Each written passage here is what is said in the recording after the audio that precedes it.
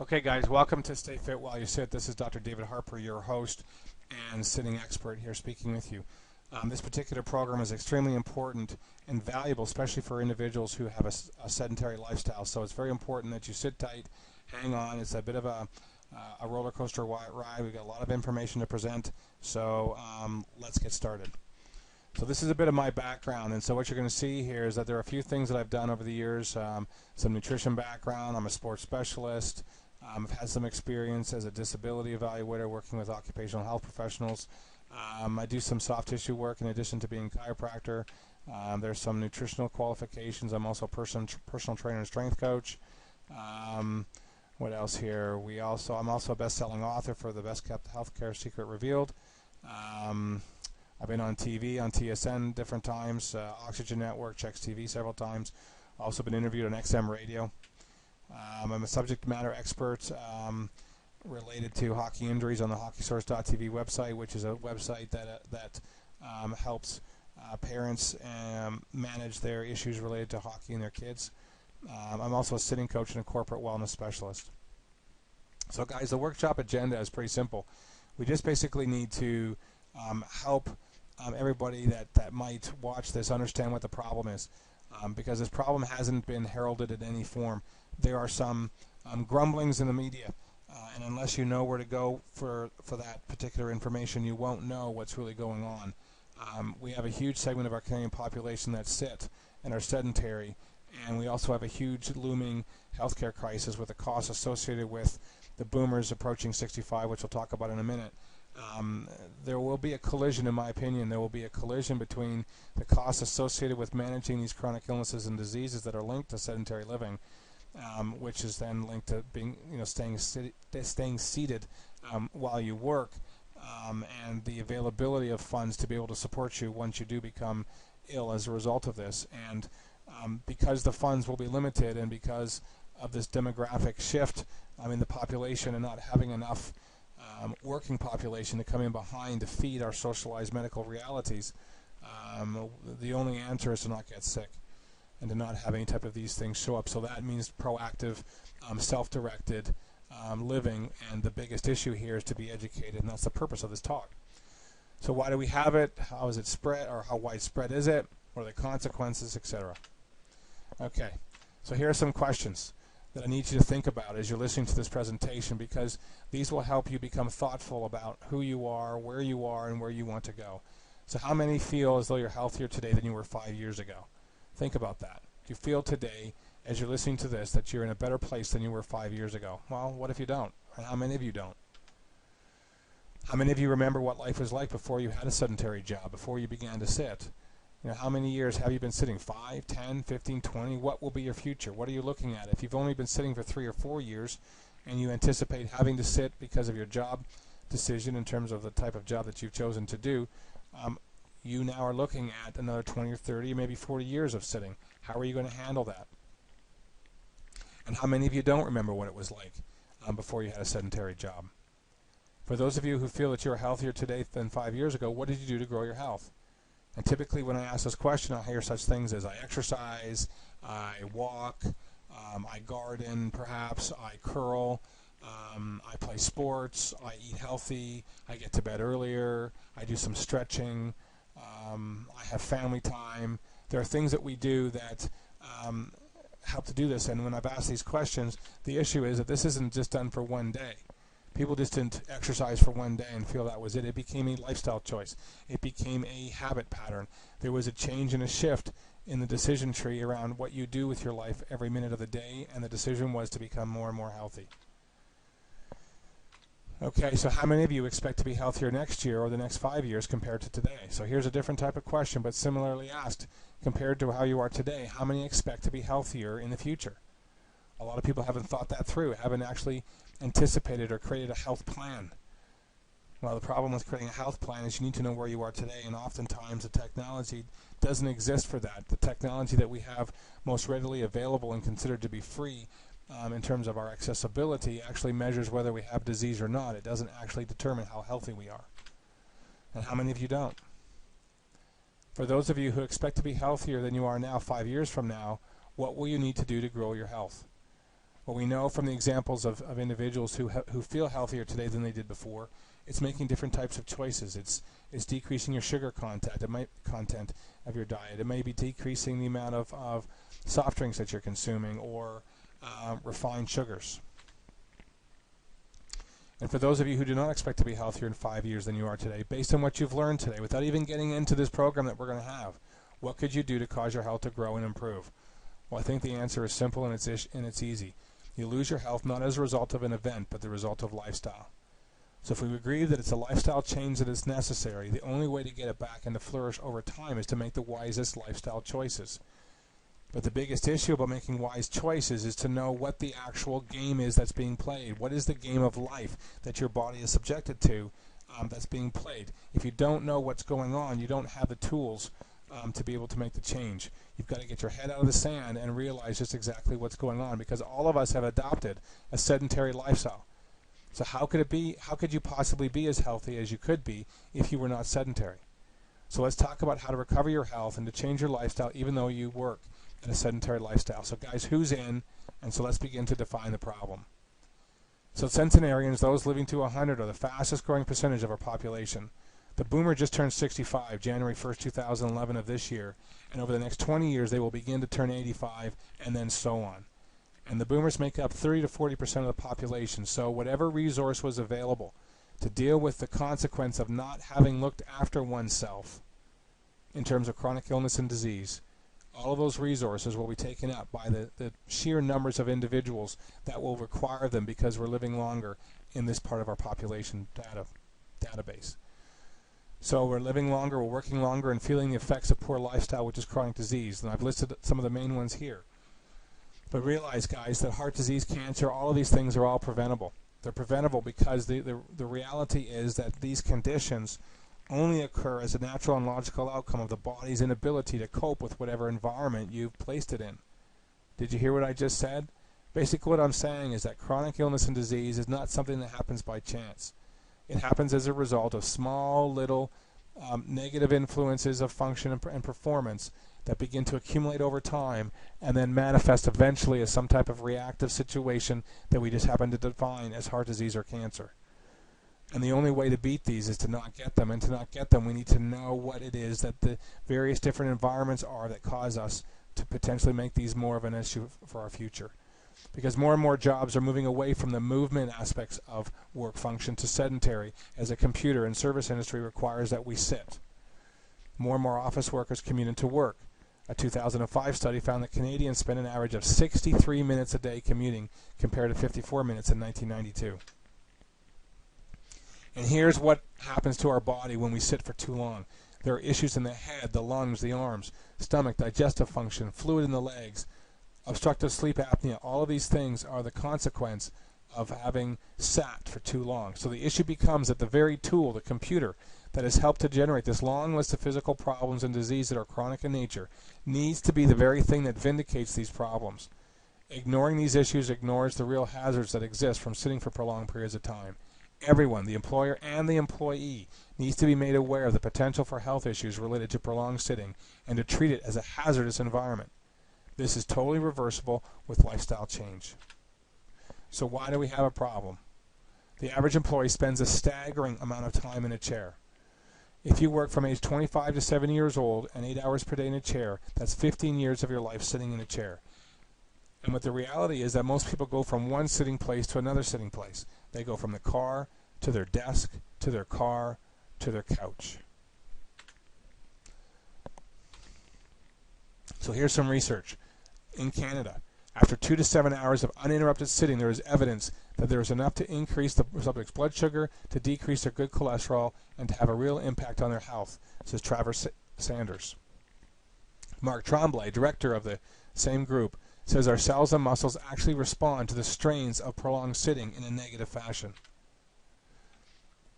In addition, the spine was designed to move and be more mobile. So when you sit and keep it stationary and stiff, you get an accumulation of swelling around the spine that could put pressure on the nervous system. But here's the kicker. If you remember this particular picture here that I showed you, where it depicted the issues related to sitting, all of these organ systems are controlled by your nervous system. And so when your nervous system is impacted by challenges now to the spine, in addition to these being negatively impacted by the sitting, now those same nerves that control those organ systems now no longer function properly, because we know that slight changes and impacts on the nervous system actually affect the organ systems. When I do muscle checking in the office to determine whether or not a muscle has integrity from the nervous system and its ability to contract, that muscle actually serves as a surrogate for every single structure that exits the spine from that level. It's much like having more than one circuit coming from a certain fuse on your fuse box. If you have different switches and plugs and different lights in your house originating from a fuse on your fuse box, all of those issues that are connected to that level of fuse in your fuse box, if it goes out, will be affected by that negatively. The same is true for the spine and the nervous system. So not only is the situation of sitting impacting your organ systems in a negative way, but now the nervous system isn't properly coordinating itself with those organ systems, and it gives them less power to be able to then have the ability to cope under that stress. It's a double whammy because of this type of reality. The strain on the spine also will drain your energy and cuts into your creativity. So guys, at this point, if you want to just pause the video, you can check out these different videos associated with this particular presentation. There's a dynamic motion x-ray video that shows a person bending their neck with motion in an x-ray environment. And the reason I've given you this is to show you that as the person does bend the chin down to the chest or look up at the ceiling, inside the neck the spine has to move, and that movement can be impacted. And the particular example you have here is not a bad one, but it can be worse than this. The CBC video that you see here is an interview that substantiates the issues that I've just talked about from the research in Ottawa that indicates that there are significant and definite realities and consequences to prolonged sitting and sedentary living. So prolonged sitting affects the entire body, from the way it metabolizes fat and sugars to how the brain functions. Women who spent 7 hours or more per day sitting had an increased risk of endometrial cancer compared to those who sit less than 3. In 2002, the World Health Organization listed inactivity or sedentary lifestyle as one of the 10 leading causes of death globally. The President's Council in the U.S. will spend over $1.5 trillion for ailments related to sedentary living: diabetes, heart disease, cancer. In 2007, the U.S. Surgeon General also raised the alarm about the importance of physical activity for health, saying it reduces the risk of premature death, coronary heart disease, hypertension, colon cancer, and type 2 diabetes. Scientists at the Pennington Biomedical Research Center in Louisiana analyzed the lifestyles of more than 17,000 men and women over about 13 years and found that people who sit for most of the day are 54% more likely to die of heart attacks. If you sit more than 6 hours per day, it makes you up to 40% more likely to die within 15 years than someone who sits less than 3. Enzymes that help break down fat are decreased by 90%.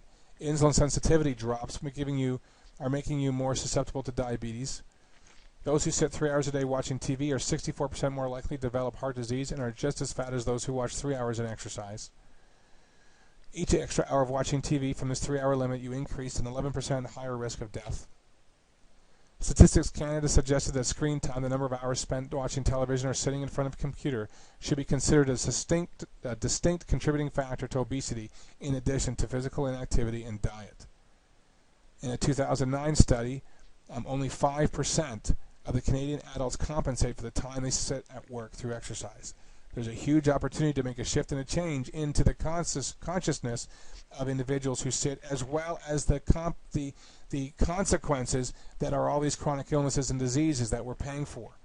And as that baby boomer population begins to increase in age, can you see this cataclysmic connecting of these different factors where people are now sitting more than they want to? There's a huge cohort of people that will be retiring. They're all going to be getting older. All of these chronic illnesses take time to show up. They show up more when we're older. They require more resources in the health communities for servicing these types of conditions, and that resource won't be there because there's not enough individuals coming behind in terms of the workforce that pays for a system that's socialized. That's why they say that our system is broken. So guys, what can you do? You can take a detour after you commute. When you get to the office, go for a 15-minute walk before getting to your desk.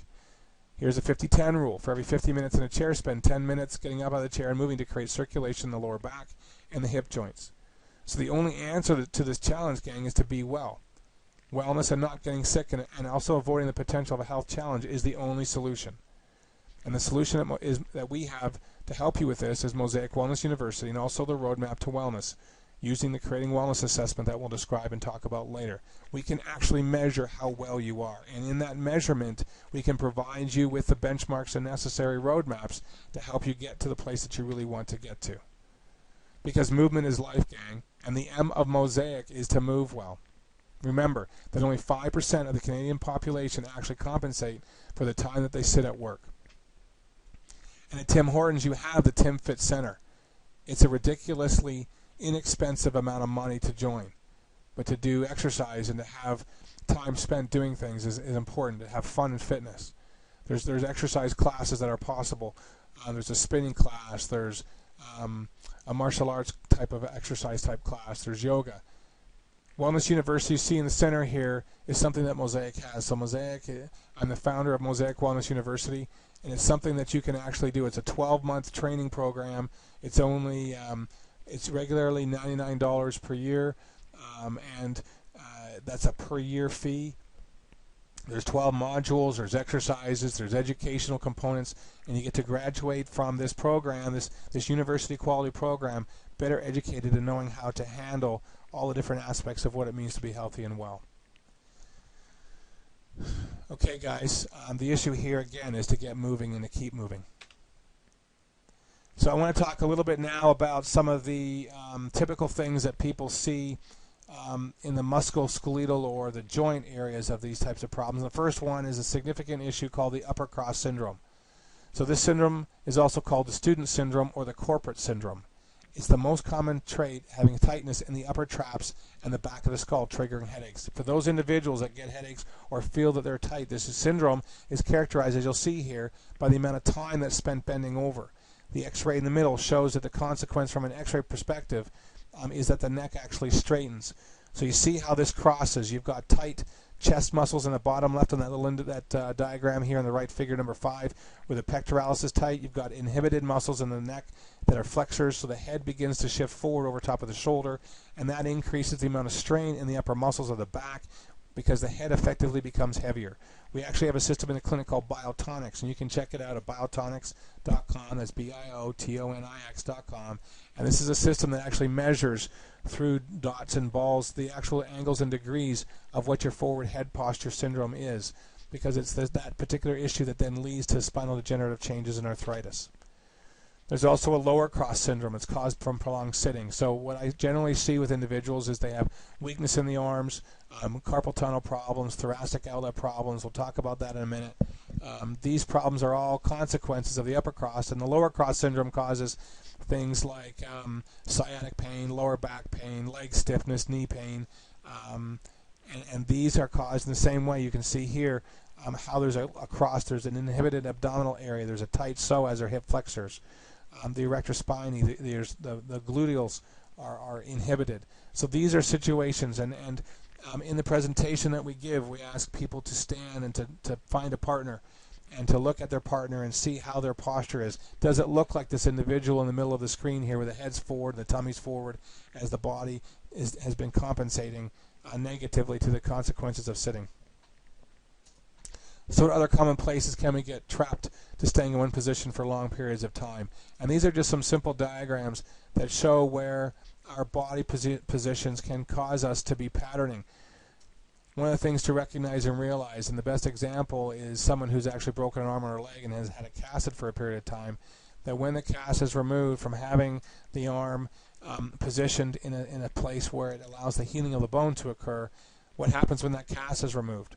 Well, the joint is stiff, first of all, so something happens to the joint. Our muscles atrophy. They become weaker because of non-use and disuse. They've also stuck themselves together, and they become weaker. And those same consequences, those same issues that result from having a cast on the arm are the same things that happen when you sit or you're in these types of prolonged positions for long periods of time. It's not that you have a cast around you when you sit or lie down like this individual reading a book at night. The issue is that your body effectively has that cast, and it effectively is not able to get around and move, and so it conforms to that position that it has found itself in. So I know that different types of resources are available at the workplace to be able to have somebody come in and look and see and make sure that at least your work environment is appropriate, that the monitor is elevated to the right level, that the chair height is the right level, that you've got an armrest to put on so that you don't see the situation here where the person's looking down, but you want to be looking straight ahead. Armrest that supports the arms. But here's the problem. Despite what this ergonomic workstation does do for us, the reality is that we're sedentary and stationary for long periods of time, and that's where the problem really ends up being. It's great to be in the best position, and that's the best place to be. But once you're in that best position, you're still in the one position for the 2 to 3 to 7 hours a day.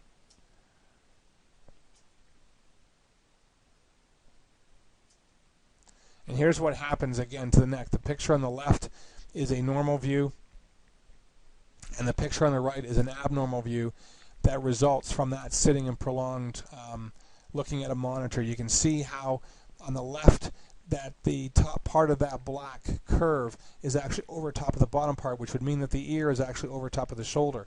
But when you look at the right x-ray, you can see that the red line now shows a displacement forward of that black line where it should be. And now we then would see that that ear would also be in front of that lower starting point for that black curve, meaning that the head is actually shifted forward.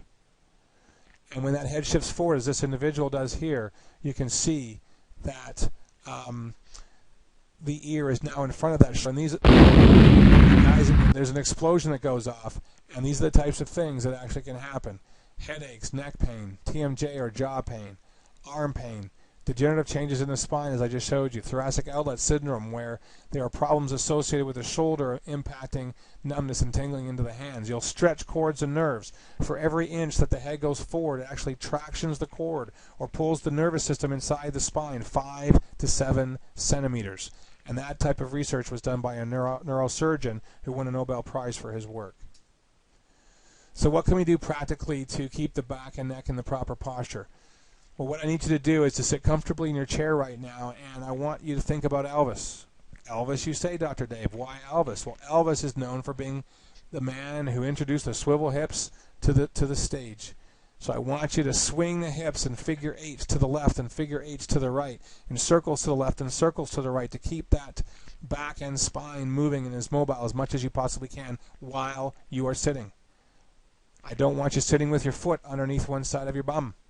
You need to keep your feet flat on the floor. You need to keep your back straight, back against the back part of the chair. It's all about posture.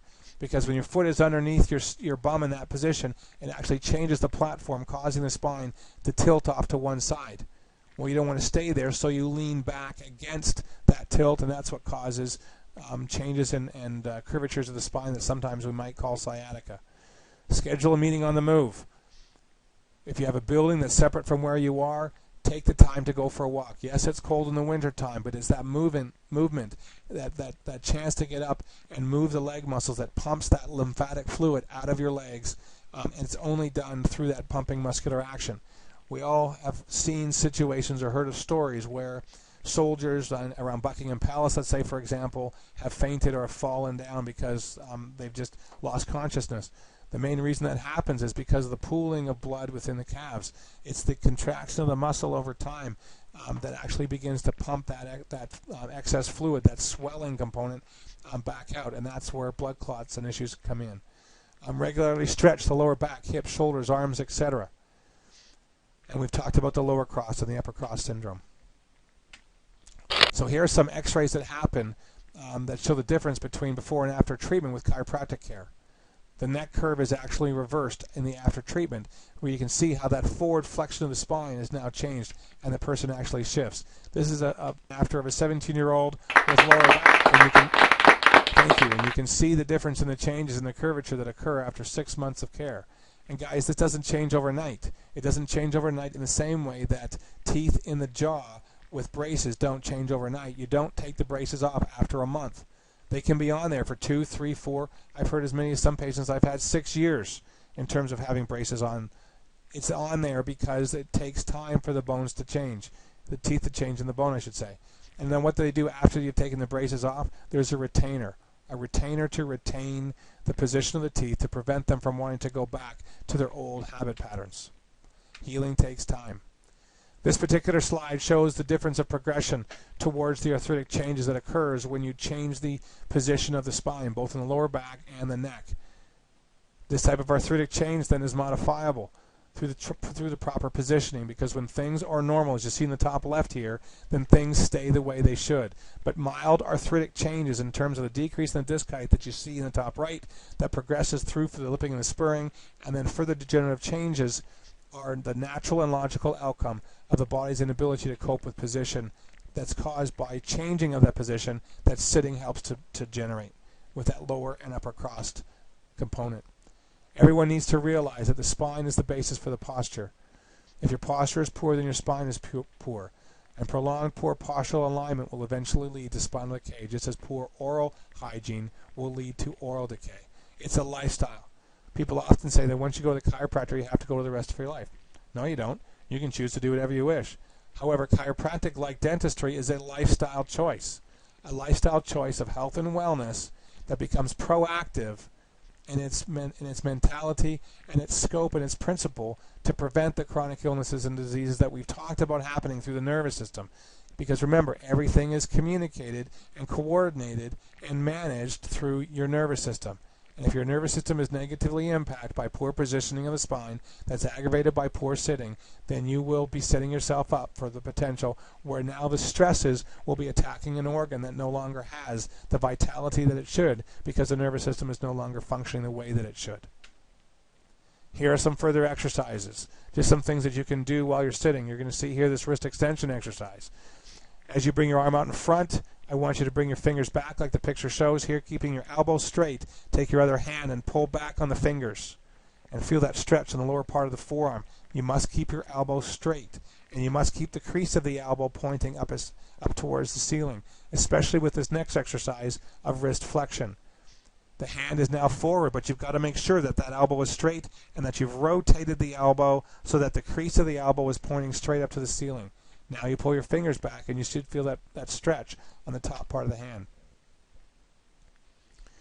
Guys, you need to take action. As a Tim Hortons individual, there's a special dynamic that can occur. We have a special situation set up for treatment. I'm actually at the Tim Fit Center every Friday from 9 until 1 or 9 until 2, depending upon need. But the new patient exam that I usually have in the office is $82.